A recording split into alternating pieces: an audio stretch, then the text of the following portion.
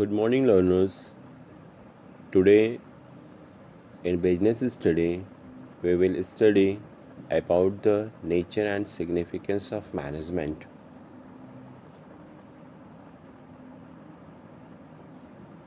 In this top chapter, we will cover concept of management, characteristics of management, objective of management, importance of management, nature of management, labels and functions of management, coordination.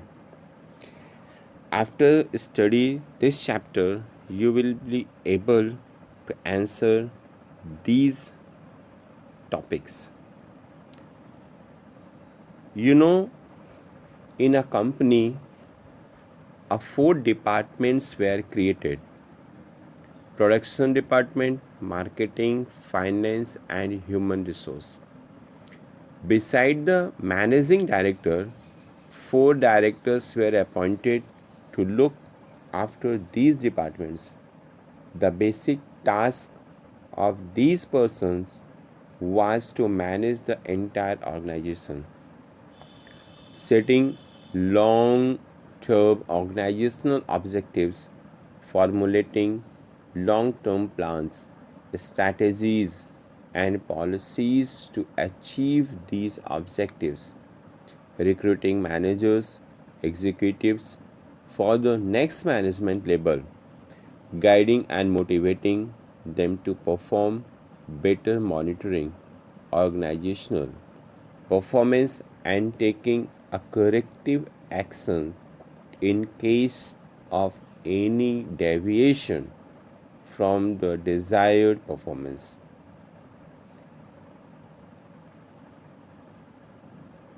Below the position of directors, there were managers and executives. In each department, the basic task of these managers or executives was to formulate short term plans and to implement long term plans formulated by the top management, creating necessary sections, subsections, recruiting supervisors, guiding and motivating them for better performance, monitoring performance of the sections or subsections, and taking corrective actions in case of any deviation from desired performance. This type of management practice is followed almost in all large manufacturing organizations. Let us now discuss the relevant aspect of management. In the concept of management, first we will discuss a concept of management. What is the management?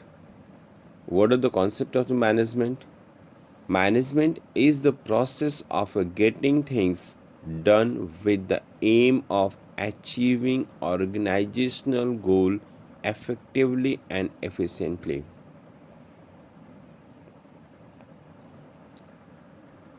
According to the Robert L. Terrible and M. Jane Newport, management is the process of planning, organizing, actuating, and controlling an organization's operation to achieve coordination of the human and material resources essential in the effective and efficient attainment of objective. By the definition of the management gives us some key terms which need explanation for the better understanding of the concept of management. These are the number one, process, number two, getting things done effectively, efficiently.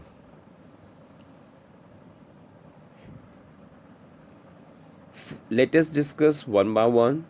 Number one is the process. A process is a systematic series of actions directed at achieving some ends result. Thus, the management process is a systematic series of actions: planning, organizing, staffing, directing, and controlling. Number two, effectiveness and efficiency. Effectively means achieving goals. Effectively means doing the right things to achieve goals. And efficiency, achieving the goals efficiently means doing the work correctly with minimum possible cost.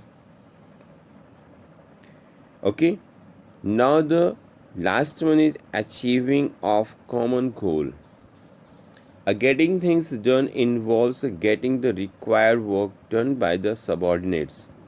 It implies that a person, that is a manager, gives orders to another, means a subordinate, to complete the intended work.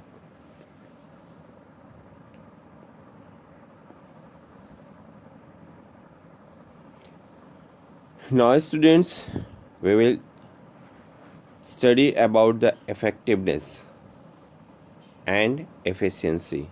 We just go to the comparison between the effectiveness as well as efficiency.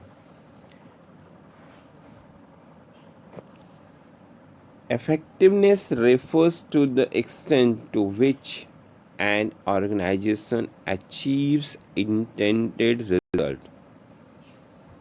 Thus, effectiveness is concerned with achieving the desired result.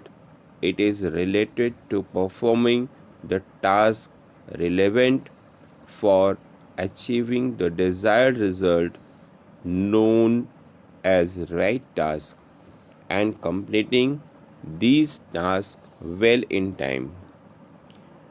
Now, the efficiency means doing a task correctly and with a minimum cost.